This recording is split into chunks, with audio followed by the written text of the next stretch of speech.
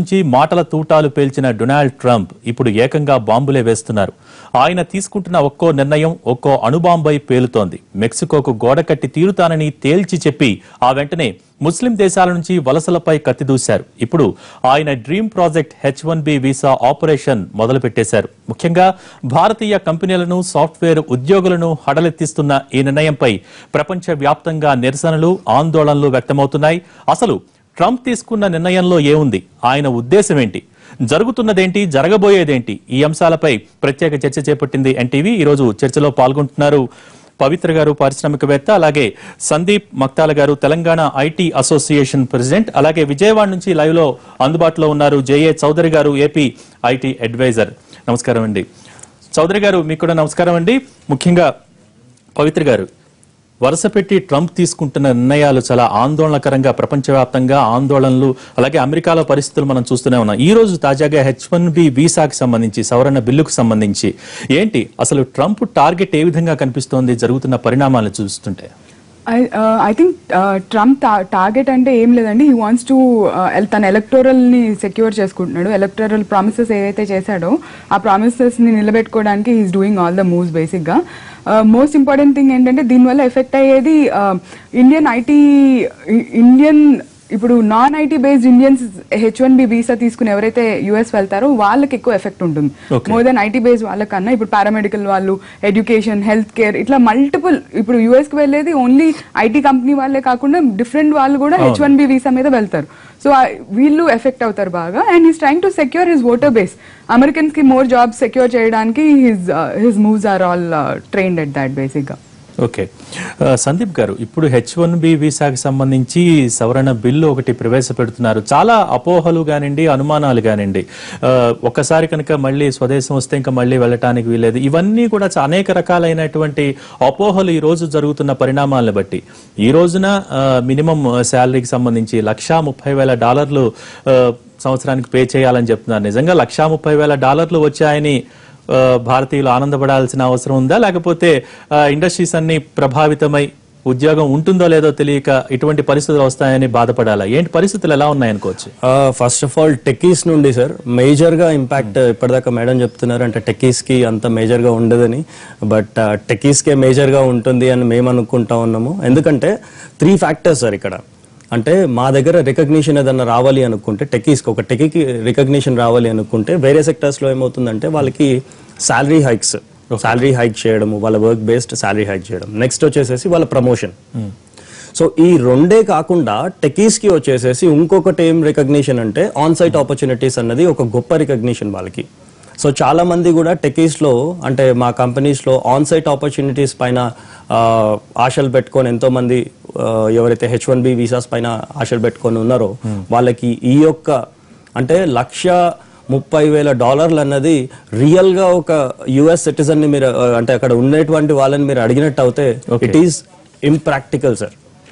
So దాని తర్వాత ఇంకొన్ని పాయింట్స్ కూడా వాళ్ళు మెన్షన్ చేస్తున్నారు. అక్కడ నుండి ఈ మాస్టర్ డిగ్రీస్ అన్నవి అక్కడ చేసిన వాళ్ళకే అంటే అక్కడ చేసిన వాళ్ళకే ప్రయారిటీ ఇవ్వడం, ఈ ప్రయారిటీ లిస్ట్ ఏదైతే పెట్టినారో యూనివర్సిటీలో చదివిన వాళ్ళకి ఎక్కువ ఎగ్జాక్ట్లీ ప్రయారిటీ ఇవ్వడం అని చెప్పి.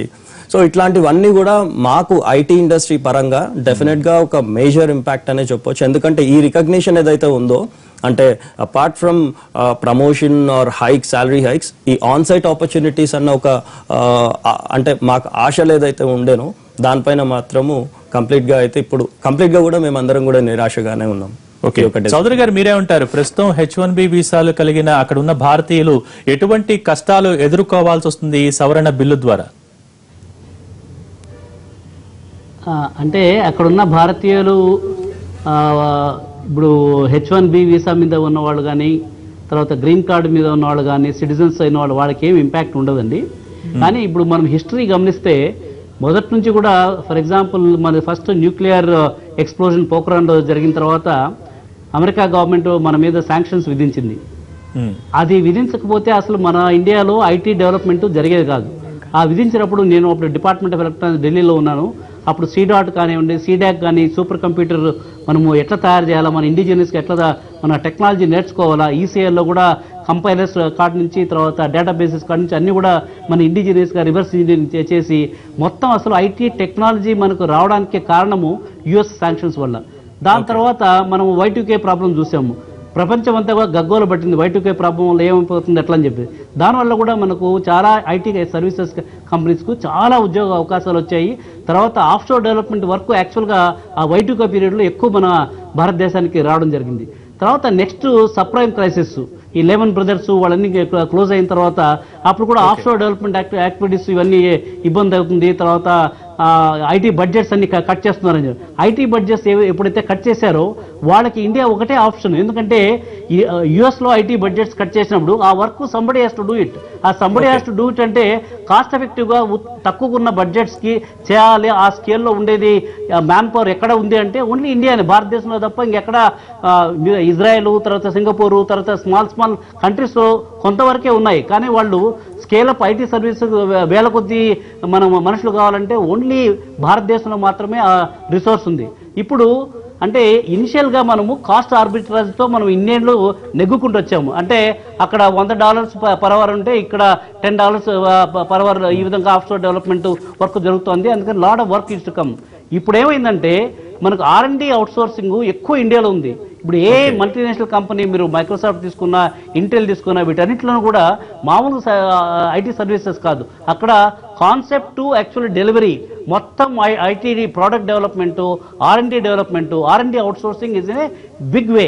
ఇప్పుడు knowledge arbitrage, talent arbitrage, IP arbitrage, దీనివల్ల ఐటీ కంపెనీస్, గ్లోబల్ కంపెనీస్ ఎక్కడున్నా కూడా వాళ్ళు ఇండియా టాలెంట్ ఉపయోగించుకోవాల్సిందే. ఇప్పుడు చౌదరి గారు మీరు చెప్పేది అక్షర సత్యం. ఐటీ కానివ్వండి, శాస్త్ర సాంకేతిక రంగాల్లో కానివ్వండి, ఇండియన్స్ ఆప్షన్ తప్ప ఇంకా మరొకరు లేరు, అంత మేధావులు ఇక్కడ ఉన్నారు, ఇక్కడ నుంచి వెళ్తున్నారు అని నిజంగా గర్వపడాల్సిన అంశం. కానీ ప్రస్తుత పరిస్థితుల్లో ట్రంప్ నేరుగా ఉద్యోగస్తుల మీద కాకుండా కంపెనీలను ప్రభావితం చేయడానికి ఈ రోజున మినిమం శాలరీకి సంబంధించి సంవత్సరానికి $60,000 నుంచి $130,000 ఒకేసారి డబుల్ చేయటాన్ని ఏ విధంగా చూడొచ్చు? ఈ సమయంలో ప్రతిభకు పట్టం కట్టి ఈ అత్యధిక వేతనాలు ఇచ్చి ఉద్యోగస్తుల్ని తీసుకునే పరిస్థితుల్లో కంపెనీలు ఎంతవరకు ముందుకొస్తాయనుకోవచ్చు? అంటే నా ఉద్దేశం ప్రకారం అండి, ఇప్పుడు H1B వీసాలో పంపించాలంటే ఇట్ ఈస్ నాట్ కాంపిటేటివ్. కాబట్టి వాటికి ఆల్టర్నేట్ ఏంటి? ఈ వర్క్ ఎలాగూ ఆ ప్రోడక్ట్ డెవలప్మెంట్ వర్క్ చేసి తీరాలి. ఎందుకంటే అమెరికన్ కంపెనీస్ అన్ని గ్లోబల్ కంపెనీస్.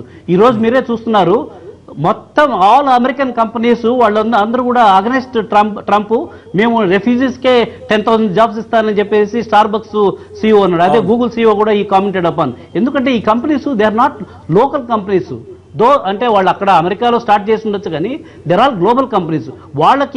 వాళ్ళ కాంపిటేటివ్, సపోజ్ వాళ్ళ కాంపిటీషన్ యూరోప్లోనో చైనాలో ఉందనుకోండి, వాళ్ళకంటే ముందు ఆ ప్రోడక్ట్ డెవలప్ కావాలి. ఆ ప్రోడక్ట్ డెవలప్ కావాలంటే మనం H1 వీసాస్ ద్వారా మనం రాకపోయేపటికి ఆ రిసోర్సెస్ ఎక్కడున్నాయి?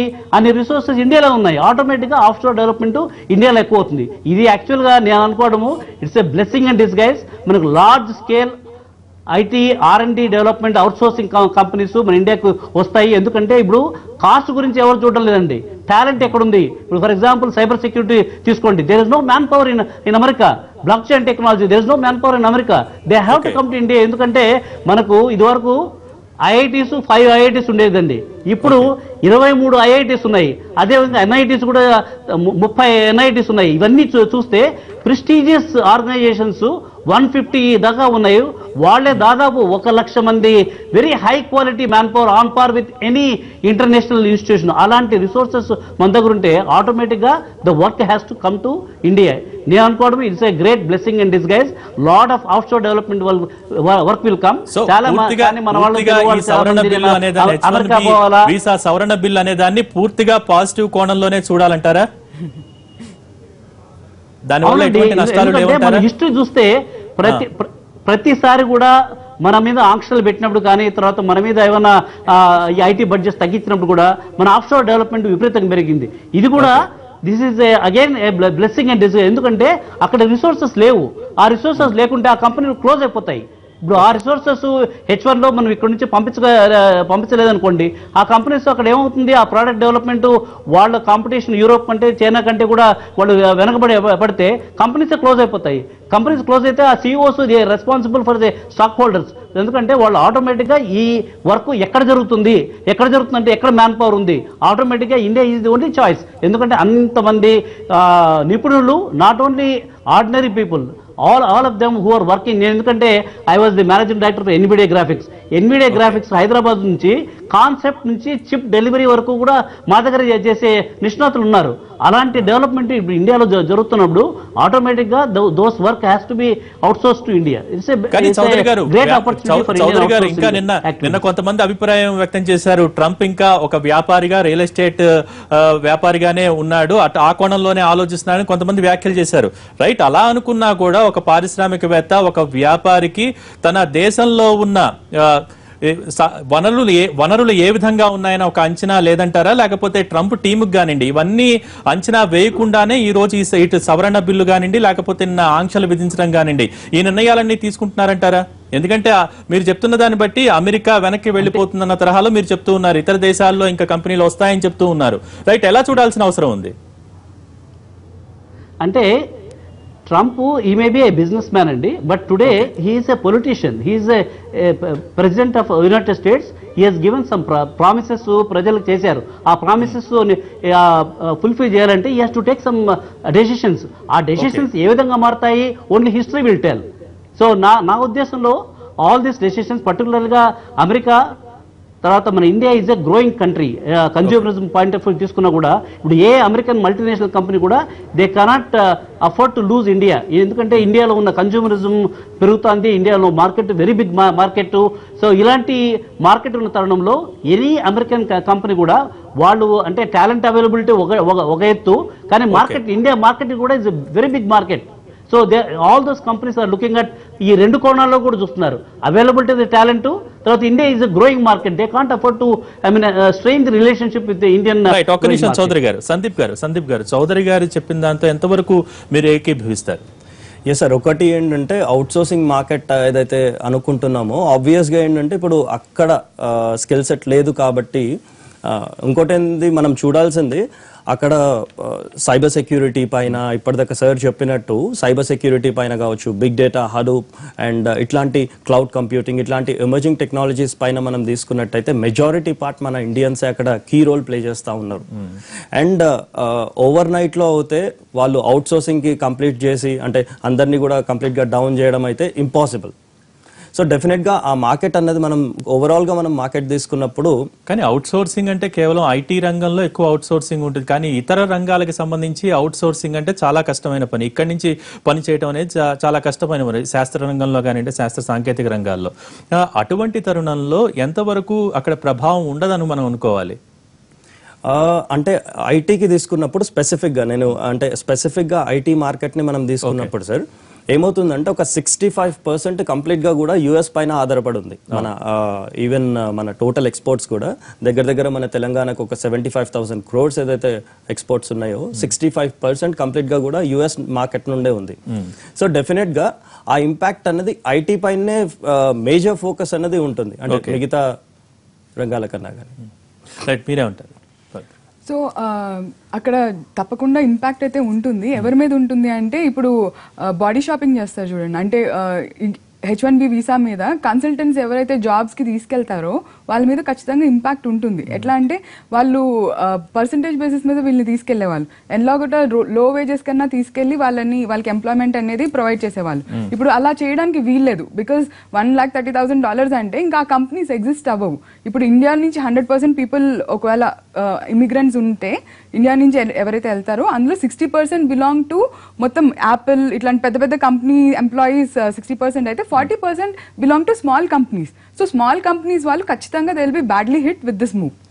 సో H1B ఏదైతే 130,000 చేశారో ఈ small companies existence will become a doubtful thing. Right, మరి భవిష్యత్తులో పరిస్థితి ఎలా ఉంటుంది? భవిష్యత్తులో అమెరికా వీసాలు కలగా మారిపోతే ఒక చిన్న బ్రేక్ తర్వాత చర్చ